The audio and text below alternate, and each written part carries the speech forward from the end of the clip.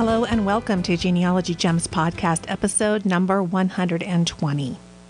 We're going to mix things up a little bit in this episode, and I want to start off with an email that I recently received from Jay in New York. He writes, I've been catching up with all your family history podcasts. Over the years, I've collected a wealth of information on the family. Some good, some not so good. Some out in the open, some hidden. How do you deal with revealing forgotten items about family members to other family members? I had an uncle who had a marriage at a very young age and would like to have forgotten about it. My mother told me about this. I put it on the tree. While showing off the fruits of my labor to his family, this forgotten marriage was revealed with not happy responses. The things we find in our tree may not always be good. How does a person deal with that and revealing it to others? Well, this is a great question, and it's sort of a coincidence that this episode's published date coincides both with Family History Month and Halloween, because we're going to explore ghosts and skeletons in the closet. But actually, there's nothing really spooky here. Rather, these are things that, of course, can be found in many families. Secrets, small and large. Skeletons in the closet that are often closely guarded by others in our family. It's a tricky business navigating your way through the shakier branches of the family tree. So I've invited a special guest to the show who has done an incredible job of climbing those branches in his own family. Steve Luxenberg is a Washington Post associate editor and award-winning author. In his 25 years at the Post, he's headed the newspaper's investigative staff and its Sunday section of commentary and opinion. Steve is going to join me for the full episode to talk about investigating and dealing with family secrets, as he did in his book, Annie's Ghost. It's a riveting tale that kept me feverishly tapping the next page key on my Kindle. Annie's Ghost is about a family secret that Steve stumbled upon in the late 1990s. His mother, who had always claimed to be an only child, had a sister, Annie. And while that was a big surprise all by itself, it was just the beginning of a series of secrets and revelations that Steve unearthed by tapping into his long career as an investigative journalist and employing newly found genealogy techniques and strategies. In this interview, we talk about being aware of what's missing in records and stories, rather than just focusing on what's on the page. Now, for those of you who are premium members, this discussion is a great follow-up to premium podcast episode number 77, where we talked about being more keenly aware during our research. And I told you my top 10 commonly missed items in genealogical research. Steve's also going to share his thoughts on storytelling, which he truly masters in this book. And then we get into some of the genealogical techniques that he used.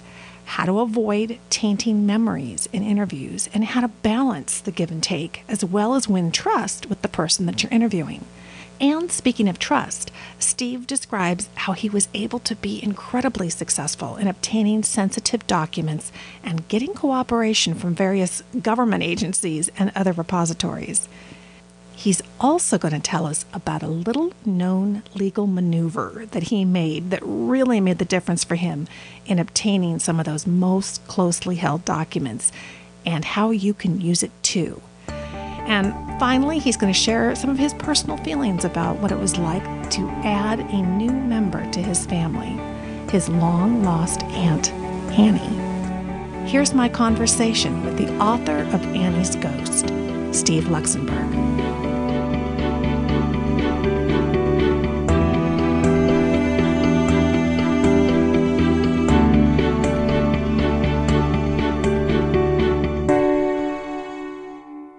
Well, hi, Stephen. Welcome to the show. Thanks, Lisa. And I called you Stephen because I know your mom would like that, right? That's right. If she called me Steve, she would say, who are you talking about? Yeah. My son's name is Stephen. Well, I don't know. Maybe I should call you Steve because I think it says Steve Luxenberg on the bottom of your book, does it not? It does. I chose the less formal name. I don't know why. Well, I have to say that Annie's Ghost is really, and I mean this, one of the most riveting genealogical stories that I've read. And yet you're not a genealogist. Had you had any experience researching family history prior to writing this book? None.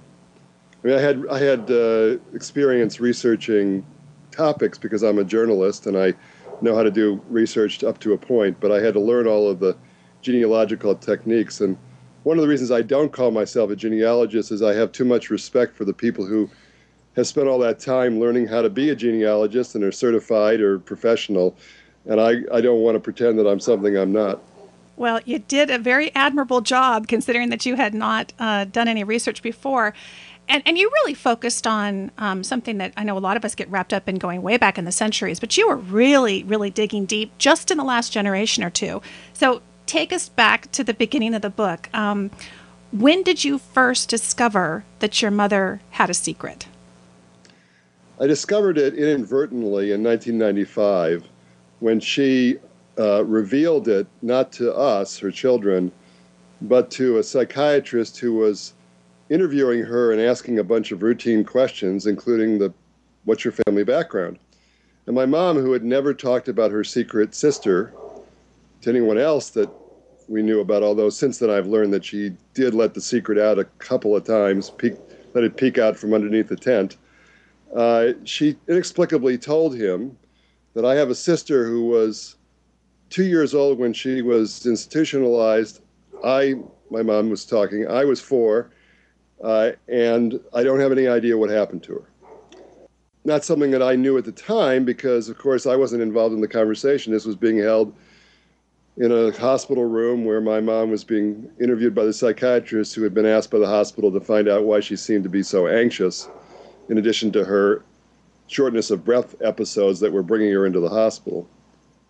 So, life being what it is and accidents happening, a social worker who was working with my mom at the time was reading the notes afterwards of my mom's case because she had been, my mom wasn't exactly her client, but she was in touch with this social worker. And the social worker, like us, like everybody else my mom met, had been told by my mom as she was driving around Detroit, where my mom lived, my mom would say to the social worker, well, I'm an only child, and she would tell her elaborate stories about being an only child. So when the social worker saw this reference to a sister, she called my sister and said, your mom told me she was an only child. Does she have a sister? And my sister was shocked because she didn't know anything about this, it being a secret. And so she did the first thing that occurred to her, which was to call her investigative reporter brother and reveal this and say, now what do we do? Yeah, exactly. And of course, I would like to tell you that we immediately went off and interviewed my mom about it, but remember that she wasn't feeling well at the time. She hadn't revealed it to us. So we discussed it and decided not that we were just going to be deferential to my mom's wishes, but mostly that, she had said to the psychiatrist, I have no idea what happened to my sister. We weighed how much we would learn, nothing essentially, versus how much my mom might feel betrayed by someone asking her about her secret and embarrassing her. And so we decided not to ask her about it at all. And, occasionally being mischievous, I would, in the next few years, I would say to her, Mom, tell us another story about being an only child. I wasn't that direct, of course. But I would do something like that, and my mom never offered it. And so we kind of forgot about it, in part because we had no idea what her sister's name was. I guess we kind of gave her a pass that if you lose your sister when you're 4 years old, that you do grow up an only child because the sister's not around and she's in an institution. Of course, I'm now telling you that to set up the idea that what my mom said wasn't true. So she did grow up with her sister, but I didn't know that at the time. And so my mom died in 1999, and she took her secret with her to the grave. And it wasn't until 6 months later that the secret emerged once again. As I say in the book, secrets have a way of working free of their keepers. And we got a letter from the cemetery where my grandparents are buried, and we were expecting, it was a roundabout way. It was sent to my mom. It was an annual solicitation to see if she wanted flowers planted for the spring. But instead of listing 2 graves to put those flowers on, it listed 3. And suddenly, the name Annie was there. The secret now had a name. That was the first time you'd heard the name, right? First time we knew the name. And even then, my brothers said, well, how do we know that that's the sister? Maybe it's a cousin or somebody we just didn't realize was buried there as well. But it turned out to be Annie. And after that, I did some reporting. I went to the cemetery and asked some questions, went to the hospital, tried to ask some more questions. But at any rate, what we learned, without going into it in great detail, is that my mom was 23 and Annie was 21 when Annie was hospitalized. So my mom had grown up with her sister, and everybody in the neighborhood knew Annie. And now my excuses for my mom's lie kind of went away. I mean, she wasn't just feeling like an only child. She was pretending that she was an only child. So now I was really curious. But even then, this was now the year 2000. Remember, I said it was 6 months after her death. And I wasn't writing a book or pursuing family history. I just decided that I would put it aside. I had a full-time job working at the Washington Post. But I always sort of had it hanging there as a great story to possibly research. And in 2005, I got a call from a book agent who was trolling for new authors, and she asked me whether or not I had any book ideas in mind because she had read some of my writing. And I said, well, I've got this really strange story to tell you. Why don't we have lunch? And if I can't convince you that it's a story, I probably can't convince an editor in New York. So we had lunch, and she said at the end of a half an hour, I got a lot of time. Tell me more. And that's what led to my attempts to do a book. And that's how you feel when you start reading it. It's like, wait a second, I can't go to bed. I got to learn more. I have to find out. And because you had a wonderful way of telling the story and just dropping those secrets out. And it was interesting because when you first kind of exposed the first secret, which is, oh, she had a sister, you go, oh, wow, that's amazing. But within that discovery is a secret itself because, as you said, 4 years old is a whole lot different than in your 20s. And it really drove it from she was just kind of an innocent bystander to she was actually the kind of the developer of the secret. How did you feel about that? Because that's a big difference. You know, I tried in part because I think that the way to think about the past is not to impose our own views on it, to first inhabit my mom, inhabit her world, inhabit Annie's world, to try to understand what it was like to be the sister of somebody who was having physical as well as mental health problems, to be Annie, to be told that you need to go to an institution, to be my grandparents, to see the world as they saw it, not as I would see it today. Some people have said to me, I've read your book and I don't understand why you're not angry at your mom. And the first time I was asked that question, I was taken aback by it because not only wasn't I angry, it didn't occur to me to be angry. Mm-hmm. And I wondered about it, and I thought, well, I guess the reason I'm not angry is because, one, I'm not an angry person generally. And Lisa, you don't seem like an angry person either. But two, I mean, when we are angry, what do we get angry at? Well, we get angry, I think, at an unfairness to us or an injustice to us or something we think we deserved. Mm-hmm. Well, none of those ideas apply in this case. The Secret was created in 1940, 12 years before I was born. I wasn't around when my mom decided to keep nurturing it rather than make it a secret for, let's say, a short time. It wasn't about me. I wasn't born, my brother wasn't born, my mom wasn't married. So my mom's reasons, and that's what I wanted to understand, of course, couldn't have been about me, so what right did I have to be upset or angry at her denying that information to me?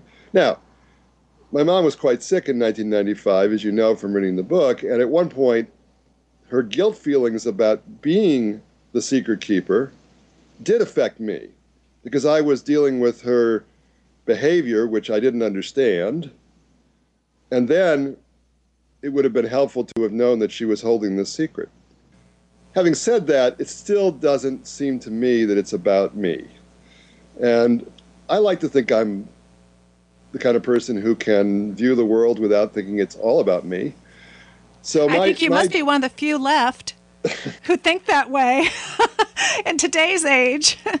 So it seems to me that the joy of family history, of researching these lives that came before you, is the ability to get outside of yourself and to see the world in a very different way. And this may sound surprising, but at the end of the research and at the end of writing the book, I actually felt closer to my mom. Mm-hmm. That learning her secrets, and she had more than one of them, didn't push me away from her. It made me feel like I got to know more about her. So instead of, like, somebody once asked me, how did you feel when you discovered that your mom was actually a different person than you thought? And my answer might surprise you. I said, my mom's not a different person than I thought. She's the same person I thought, with this whole other side to her. But you can't deny the loving, kind, generous woman who raised me just because she's also telling a lie. Mm-hmm. She's both people. And most of us are both people. I mean, I don't know about you. I'm sure you're proud of everything you've ever done in the world. But a few of us have some things that we might not be so happy about telling people. And so all I was finding out about was something like that. Now, it doesn't make it any less interesting or fascinating, but this is a universal story. This is the story of any family that had to deal with mental illness in the 1940s. And of course, there would be families today who would tell you, I have a story to tell you about dealing with mental illness in the year 2011. But in those days, it was typical that somebody who had a serious mental illness would be hospitalized. And I wanted to understand that story and to tell the story of mental health treatment in America at that time so that I could help us all understand what it was like. And I think there are many families who had relatives with severe mental illness in the 1940s who were institutionalized. Some of them, not all of them, kept that person a secret. Mm-hmm. And I think what you were just talking about is one of the reasons why I thought it was so important to have you come on the show.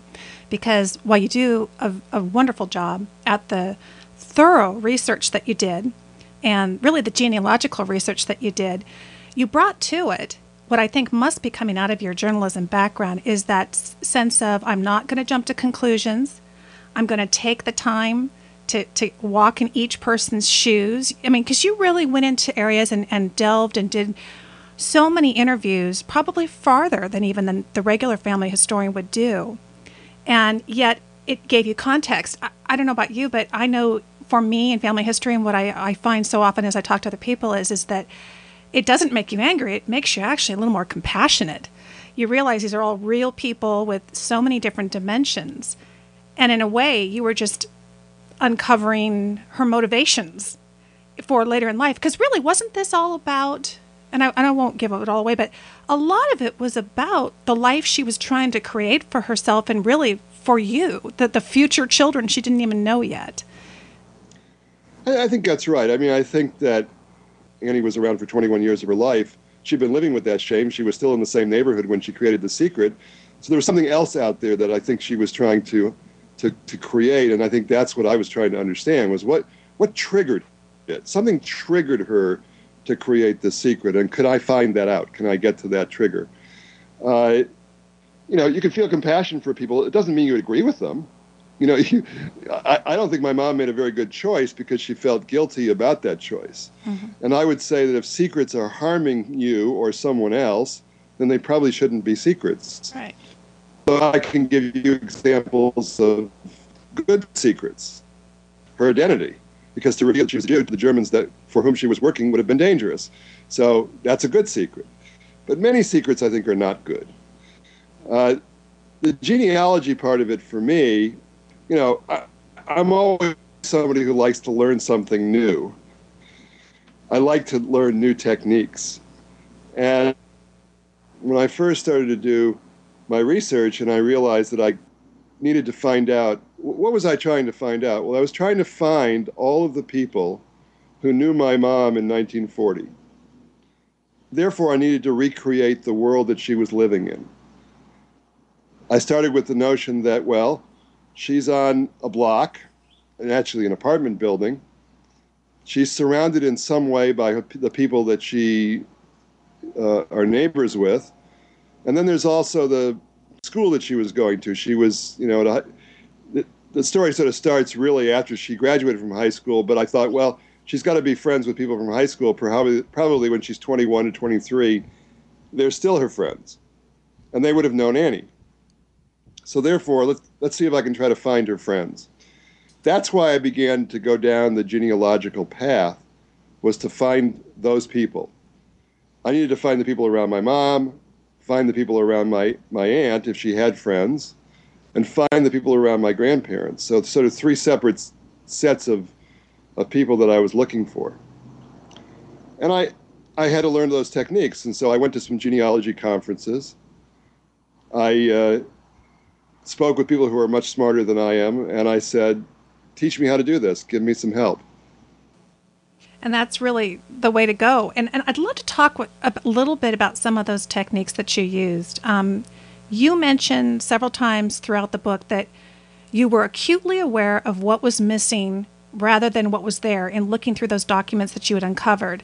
And I think that genealogists sometimes kind of get trapped into trying to fill in the blanks, and they forget to analyze and interpret kind of the negative space that we find. Does that type of thinking come from your work as a journalist? And tell us how it helped you to really analyze what you were seeing. It does come from my work as a journalist, because often what is not said or what is not expressed or something that doesn't happen is part of the story that we're trying to tell. You think about, this is not a criticism of anything to do with how genealogy is done, but as you know, when you go to a genealogy conference or you get a genealogy packet, there's a lot of templates or forms that are already there for you. Right. Some of them are very useful. You know, it's really useful to have the 1920 or 30 census form in front of you, so you can not only fill it out, but you can have help in interpreting some of that data that's there. And there's often on those forms some definitions and all that kind of thing. But having somebody present you with a family tree that is literally, you know, various branches you're going to fill in, starting with wherever you want to, great-grandparents, down through your grandparents and everybody else, I feel like you become fixated on the family tree. Mm-hmm. Well, if that's what your goal is, then of course you want to be fixated on the family tree. If you say, I want to do family history in order that I can find out everybody from my children back through to as far as I can go, great-grandparents, great-great-grandparents, and on, then of course you should be caring about the family tree. I didn't care about the family tree. That wasn't my goal. My goal was to find people who could tell me the story of what happened with my mom and my grandparents and my aunt. If that's your goal, then I think that some of these forms can get in the way, because you're looking at that and trying to fill in those blanks rather than looking at your story and trying to fill in the blanks of the story. You referred earlier to my interviewing techniques and how I talk to people. And in the book, as you read, I would often say, I don't want to lead this person to a false memory. Yes. And I'm really fascinated by memory. I think that memory is one of the great unknowns in almost every story. And we all create false memories. It's not because we're trying to create them.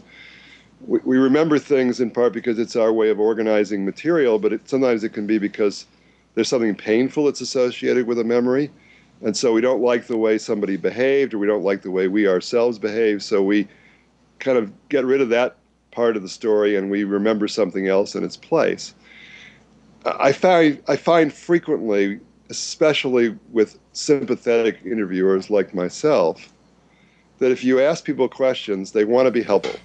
And so if they don't know something, they start to strain to tell you something anyway, mm-hmm. even though it may not be true. Now, they don't think it's untrue. It's not that they're trying to be, give you a falsehood, but they just want to be helpful. So in the case of one of my characters in the story, I interviewed her like 6 or 7 times as I was trying to pin down more and more details. But what I was eliciting, I felt after a time, was either false memories or memories that she was making up because she wanted to fill those gaps in that she no longer remembered. So I just stopped. I just said, at this point, I've gotten what I can get out of her. I can't get anything else. So I love interviewing people. And I think that interviewing family members is one of the best, if not the best, way to begin to do family history. But it is a limited tool, and you have to supplement it with documents. It's in the same way that any family history would be antiseptic, based only on documents. Interviewing people doesn't by itself get you the full story. Now, of course, some people are going back into the 19th century or the 18th century where there is no longer anyone alive, so you can't do interviewing as such. But you can do other things to interview people or approximate interviewing. Like one of my favorite techniques that I talk about in my genealogically based talks that I give at conferences and societies is interviewing photographs. And I'm sure you've had shows probably on interviewing photographs or what photographs can do for you. But one of my theories that I put out there is that photographs tell you about the relationship between people. They don't necessarily tell you the quality of the relationship. But, for example, with my mom, when she was married, she's not going to have some distant friend standing next to her with her arm around her and her other arm around my father. Mm-hmm. She's going to have her closest friends in that photograph. So that, not knowing my mom's closest friends in that period, that gave me a clue as to who I really should be pursuing. And so there was a woman named Faye, and I went to find Faye's daughter, or her children and her grandchildren, because I figured that Faye's family albums of photographs might still exist and that my mom might be featured in them, and it might give me clues to the story that I was searching out. Or it might give me a photograph of Annie, who I did not have a photograph of yet. So that worked. In a number of cases, I was able to obtain photographs I had never seen of my family by interviewing other families, and in 6 different cases I found photographs in that way. We're going to take a short break to hear from our sponsor. Stay tuned, because I've got more for you from Steve Luxenberg, the author of Annie's Ghost. Are you looking to take the next step in your family history research and start recording your family tree in your own genealogy database? Or are you looking to make a switch to a more user-friendly genealogy software program? When my listeners and students ask me which program I prefer, I always recommend RootsMagic. It's the program I decided to make the switch to a couple of years ago, and I am so glad I did. You just won't find a more powerful genealogy software program, and building your family tree is easier than ever with the new RootsMagic 4. With RootsMagic, you can add unlimited facts, find anyone in your database with lightning speed with RootsMagic Explorer, quickly and easily create perfectly formatted sources with the RootsMagic Source Wizard. It makes it so easy. You can create customized reports, and best of all, you can now take RootsMagic wherever your research takes you with RootsMagic to Go, which lets you run RootsMagic directly off your flash drive. And RootsMagic makes it a snap to share your family history. You know how important I think that is. It'll help you publish a book, create stunning wall charts, shareable CDs, even create websites automatically from your data. Really, what are you waiting for? Download your risk-free trial of RootsMagic 4 and see why professionals and beginners alike choose RootsMagic at rootsmagic.com.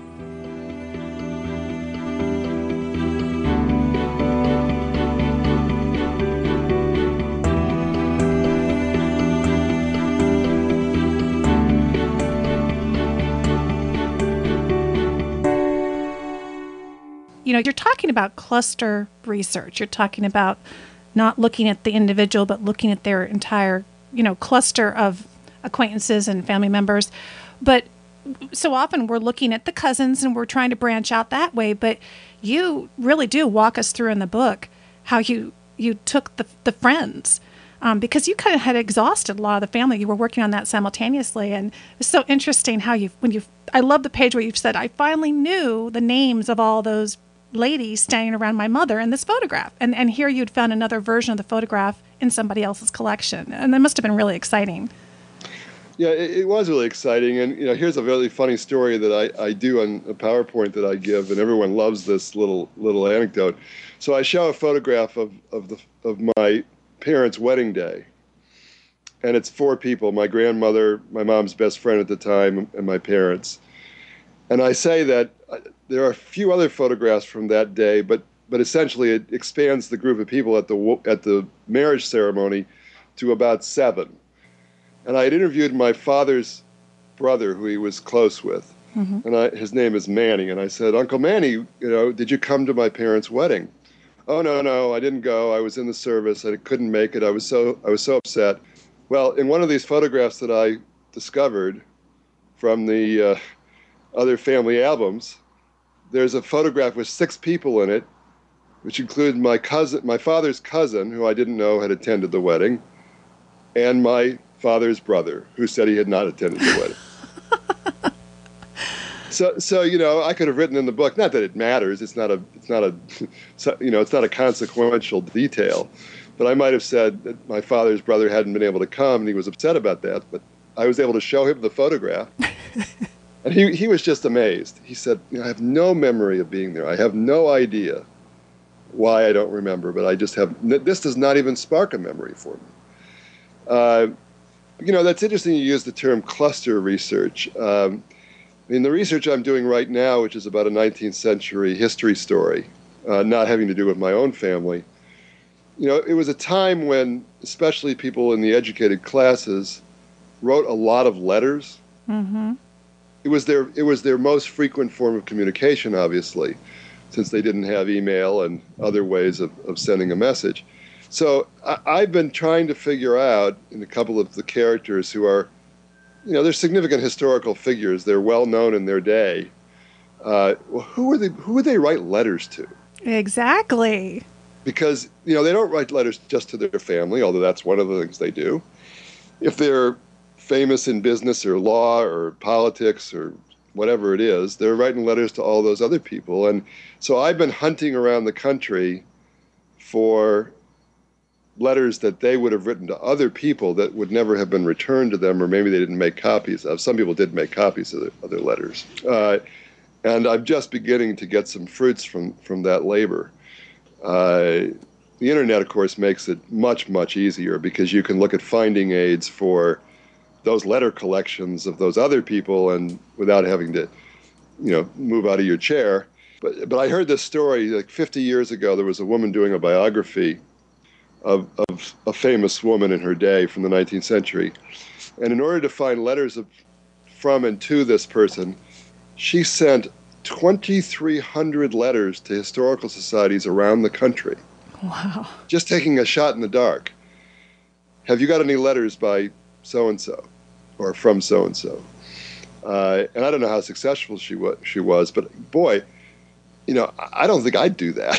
I don't know. After reading your book.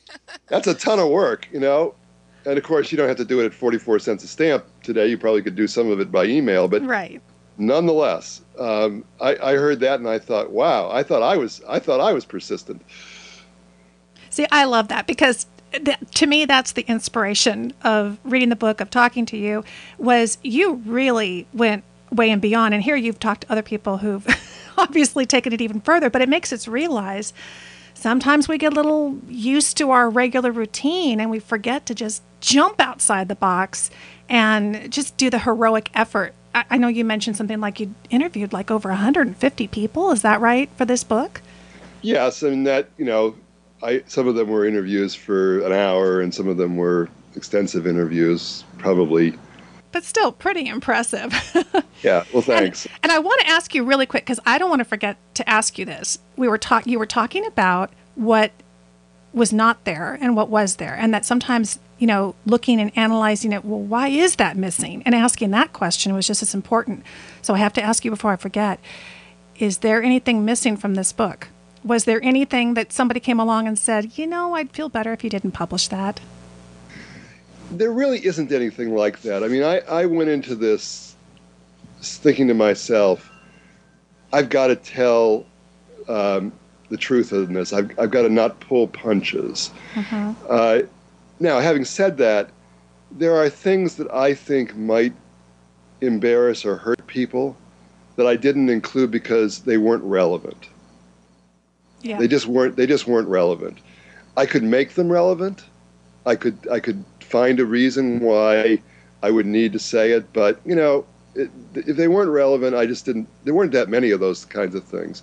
But one of the things I get asked frequently is, if you're dealing with secrets or you're dealing with family history that some people don't want revealed, and we all know what that can be: hidden marriages, hidden divorces, kids who were never admitted to, perhaps born outside of marriage, adoptions, somebody who had AIDS, which is not part of my story. It's a much later time, but you can understand all of these things that get hidden.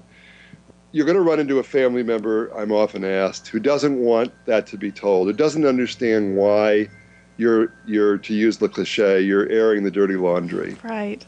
How do you deal with that? Well, first of all, I deal with it by admitting to myself that because I'm interested in something and I think it should be talked about and revealed, doesn't mean everybody's going to feel that way. I don't feel like I have any right to judge other people who don't want it revealed. I'm not one of those people who shoots my fist into the air and say, tell everybody everything. But one of the things that makes people nervous, I think, is the lack of control over the information. Mm-hmm. So the more that you can make people comfortable, it's not going to solve the issue in every case, but the more you make people comfortable, the more likely they are to tell you what really happened. And for many of us, including me, when I'm not working on a book, we don't want to publish anything. We just want to know what happened. We want to, know about our family background, about our family's past. So to get that reluctant family member to talk, one of the techniques that I often use is that I try to give them some control over the information. Like they say to me, well, I'll talk to you about this, but I don't really wish for you to tell anybody else about it. Well, of course, that's difficult because then you're creating a secret in a way. Mm-hmm. But you can just say to that person, well, this is just a conversation between the two of us. I'm not planning to do anything with this information if, in fact, you're not. In my case, I was planning to do something with the information. I wanted to publish, or I wanted to at least have the authority to publish whatever I thought was relevant. What I said to everybody was, I will let you read the way in which I write about this before it's published.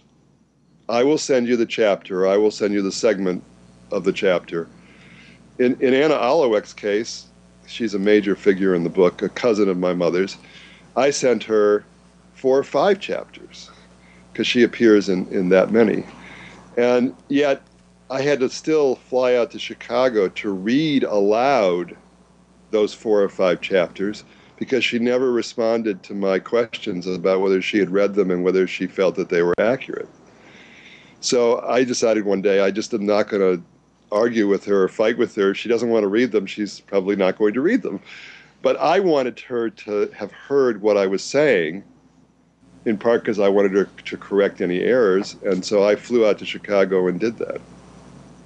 That's terrific. I mean, that really shows that respect. And of course, your whole story talks about the fact that these stories do make the rounds. So you start to gain that reputation of somebody who goes the extra mile to really respect other people's feelings and to follow through on what you promised them. And I think that definitely makes sense.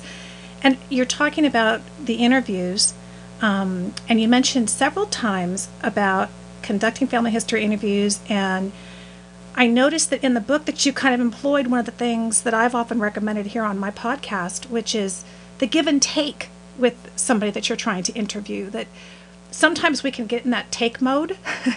And in the book you wrote something about, you said, I offer to send her the letters. It's an unexpected present for her, and I'm glad to be able to make the offer because it allows me to give as well as take, something reporters can't often do. It's also a good way to win trust. And I think that makes so much sense because you're asking some really hard questions along the way, and oftentimes it can just feel like the person just feels like, gosh, he's just taking from me. Were there other ways that you built trust? You talked about having them have an opportunity to hear or read their portions. But if you wanted to get an interview, were there other ways in which you also build rapport as you were talking with them? Well, frequently I would try to ask, I would try to ascertain whether or not they wanted to know more about my background. Mm-hmm. One of the tricky things, I just went to a book talk, a book launch party for an old colleague of mine whose name is Mark Bowden. He's writes books, nonfiction books, and he just came out with a book about a computer virus, a computer worm. The name of the book is Worm. And he said at the talk that his best weapon in his reporting arsenal was ignorance. So you go into a situation and you say to the person, I don't really understand anything about this, please help me. Yeah. Now, of course, you don't want to be false about it, because sometimes you do know things, and if the person then senses that you're being insincere, then that's not good either. Right. But, most of the time I didn't really know anything. If I was handing Annie's records, medical records, to a psychiatrist and saying, read these for me, interpret these for me, what can you tell me about this? And sometimes you have to say no. I mean, I was interviewing somebody at a major prosthetics company, and I had sent him the segment that he was giving me information about the history of artificial limbs, and he wanted to sort of give a plug to his company in the middle of the book. And I just wasn't going to do that, not because I am somehow, I'm opposed to that unilaterally, but just because it would have been seen by the reader as irrelevant. So yeah. it just wasn't necessary. And if somebody says to me, well, if you don't, this did not happen to me, but if someone were to be as, this guy was very generous with his time and his information, but if someone were to say to me, well, I'm not going to help you unless you do something for me that's self-promotional, I just would say, well, I guess I'll find somebody else to help me, because I can't do that. Mm-hmm. I don't try to tell people, I don't lecture people. The only person who was really unhelpful, people were very generous, people who had no reason to be generous with their time. They just were interested in the story. But I called up somebody whose name I had seen on a document having to do with the end of Annie's life, her medical records. And I knew she didn't know very much, but you referred before to the cluster research. Mm-hmm. She was a cluster, and she didn't realize it. Oh. And my job was to try to explain to her that she was possibly a cluster. So she was a doctor who had received a phone call saying that Annie had died. I knew she didn't know Annie. I knew she had not treated Annie. I knew that she knew very little about Annie's life. But she was at the hospital where Annie was living for a while, and I thought she would know other people who might know Annie. Mm-hmm. She was a doorway into the staff list, if you will. The 6 degrees from separation, right? Yeah, exactly. Yeah. And so I wanted to get her to talk with me for that reason. Well, she wasn't helpful. I finally did earn her trust, and I'll tell you how I did it. But she claimed that she just didn't remember a lot of the staff members' names, and so it didn't go anywhere. But the way in which I earned trust is I called her on the phone several times, and she did not return my phone calls. Finally, using a bit of a ruse, I got her receptionist to send me through to her. And when she picked up the phone and I identified myself, she knew exactly who I was and why I was calling. That is, I was that guy she didn't want to talk to. Right. But I tried to persuade her to stay on the phone with me long enough for me to be, to earn her trust so that she would listen to what I wanted to say. It didn't work. She really did. She was really angry. She accused me at one point of saying, she said to me, you just want to write a story like that One Flew Over the Cuckoo's Nest about how bad mental institutions are. Well, there was no truth to this. She had no evidence that there was any truth to this, and in fact, it wasn't true. Right. But that was her bias. That's what she thought of journalists and reporters, and fine. When someone does that, you just can't argue with them. There's nothing you can say or do that's going to help. So I just stopped right there when she said that sentence. Instead of saying, I said, I won't use her name. I said to her, you know nothing about me. You don't have any idea what I'm trying to accomplish. But it's clear that I'm not going to achieve this in this phone call, so let me do something else. I'm going to write you a letter, and I will lay out everything that I'm trying to accomplish in the letter. And if you decide after reading the letter that you don't want to help me, then I've done the best I could.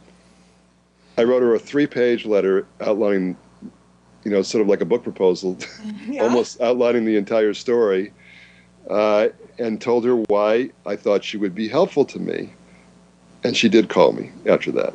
And she did call me and apologize. Now, of course, I could have been manipulative, and I could have just been writing all those things in the letter just to earn her, not her trust, but in this case, earn her cooperation. Mm-hmm. But I really didn't. I just really did want to earn her trust. But don't get me wrong. I mean, every journalist knows that what they're doing is trying to get people to help them, and that they often can't give anything in return. I mean, it is a taking relationship, and we sort of accept and recognize the value of that in society with the freedom of speech amendment.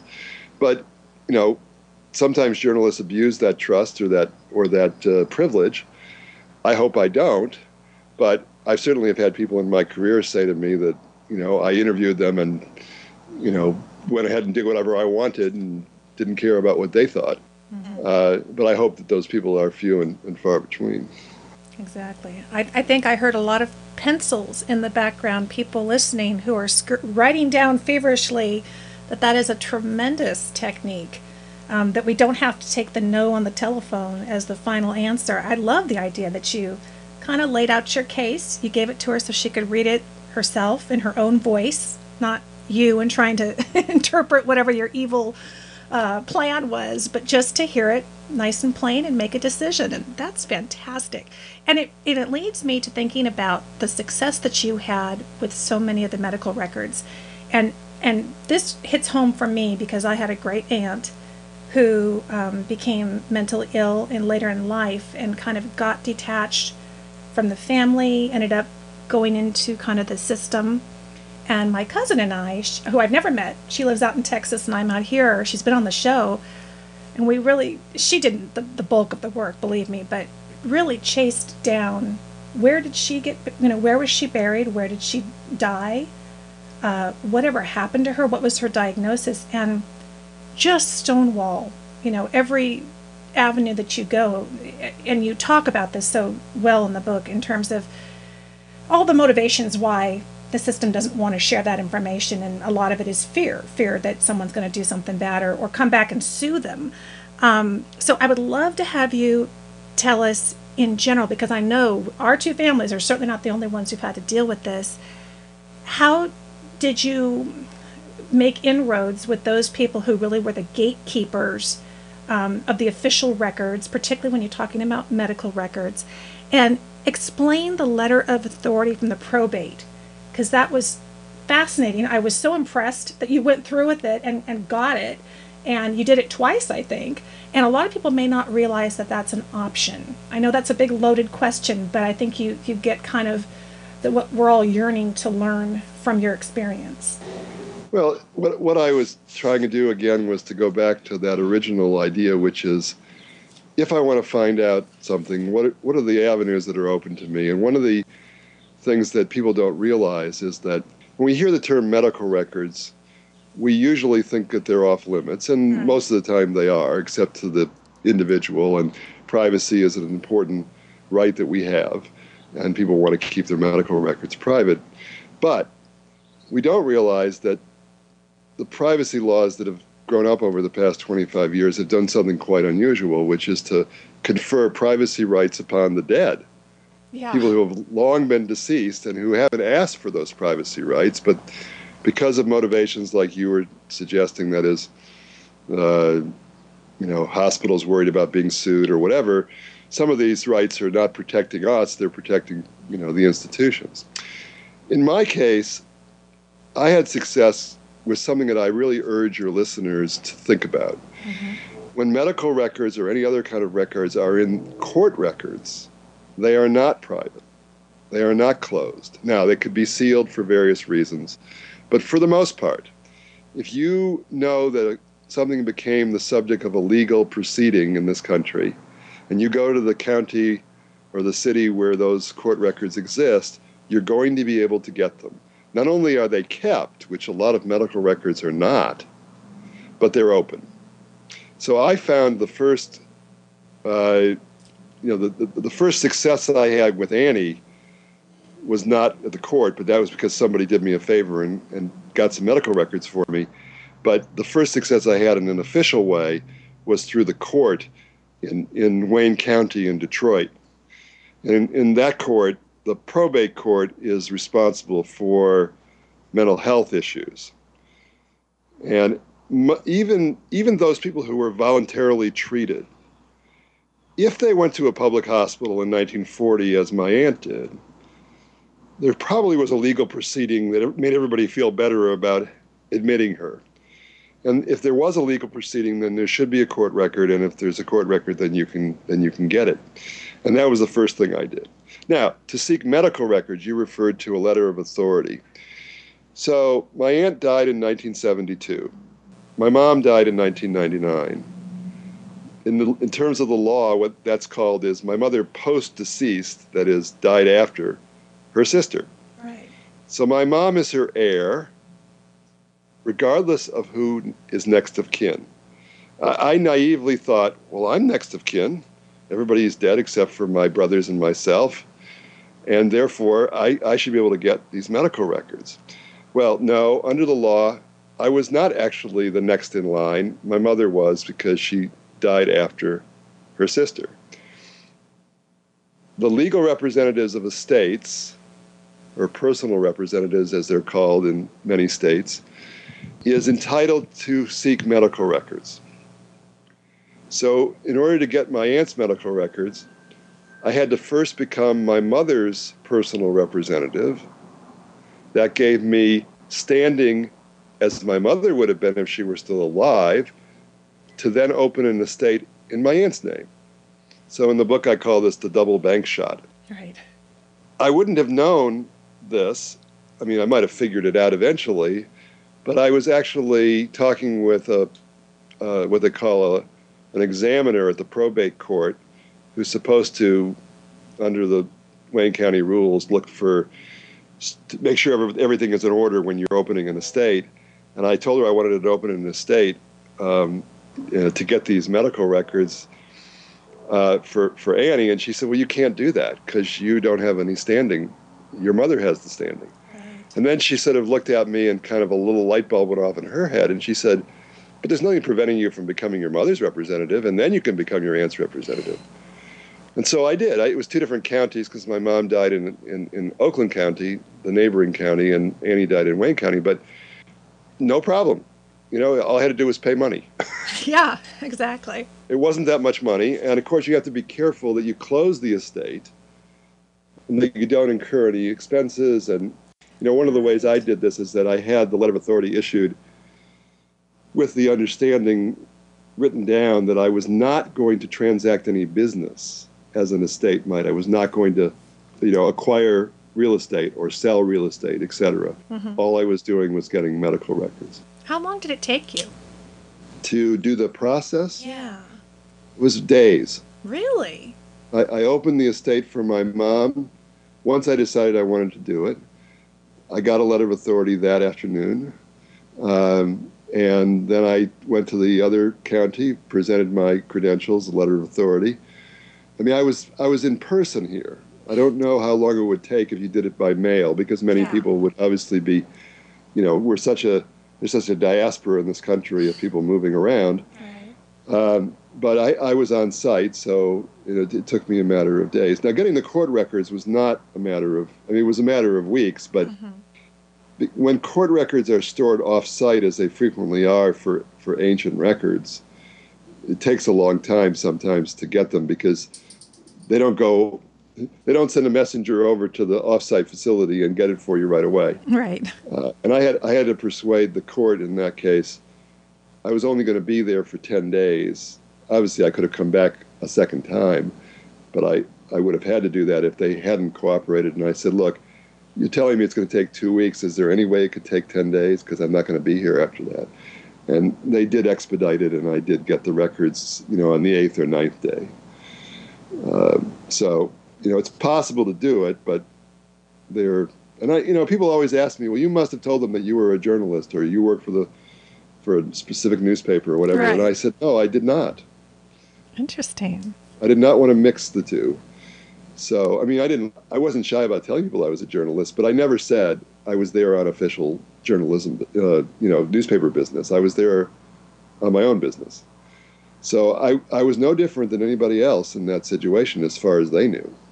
Mm-hmm. Yeah, and it's interesting because I kind of thought the same thing. I was going to say, well, do we have to all go underground and get some fake press credentials? But considering the reaction you had from the doctor, I could see that's a double-edged sword because people then become suspicious about what your real motivation is.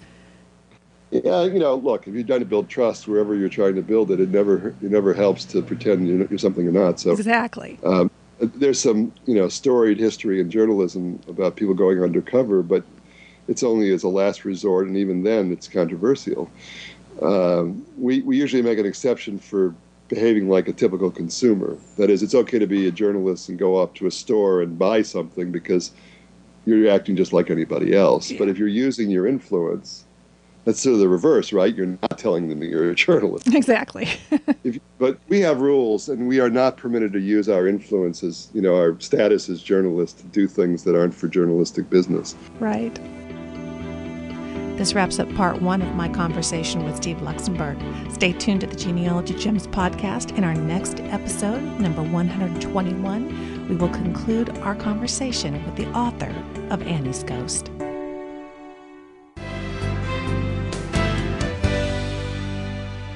Thanks so much for joining me for this special edition of the Genealogy Gems podcast, episode number 120. If you'd like to find the show notes, you can do that very easily by going to the website, genealogygems.com.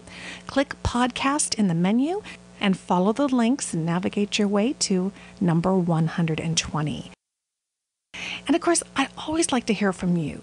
Has this sparked some ideas in your mind as you think about your own family tree? Have you already come across secrets, and how did you deal with them? What strategies did you use? And maybe what things did you hear in this conversation that you might be able to use to navigate your way through some tricky situations? We all have to deal with these, and so I'm always interested in getting your input. You can do that by emailing me, as Jay did, at genealogygemspodcast@gmail.com, or you could leave a voicemail on the voicemail line, 925-272-4021, and then I will be happy to play it here on the show. And of course, if you would like to get a copy of Annie's Ghost for yourself, it's a fantastic read. It really is. I got to tell you, doing podcasting, doing Genealogy Gems, traveling the way I do, I just don't get the chance to read as many books as I used to. So when I do pick one up, it's got to grab me. And Annie's Ghost just grabs you by the collar and doesn't let you go. It's fascinating. It's riveting. It truly is. It's fascinating to follow along in the footsteps of somebody doing genealogical research, but who's also taking that investigative reporter approach. And Steve, of course, has this wonderful way of unfolding the story and not making you wait too long for the next secret, but really keeping you glued to your seat and, of course, enjoying every minute of it and learning quite a bit along the way. Again, it's a wonderful tale. It's a true story. If you'd like to get a copy, we've got it for you at the Genealogy Gems website. Head to genealogygems.com. You'll find it there on the home page, at least for the next couple of weeks as we are just getting this episode published. And it will always be part of the show notes page, which, again, this is episode number 120. And of course, I'm happy to say that we have been reinstated with Amazon, which means when you make purchases through the website, you are helping to financially support this free podcast. You make it possible. They've got a great price on Annie's Ghost for you over at Amazon. So again, if you decide to pick up a copy of the book, we always appreciate it when you do it through our website. Thanks so much for listening, friend. I'll talk to you soon.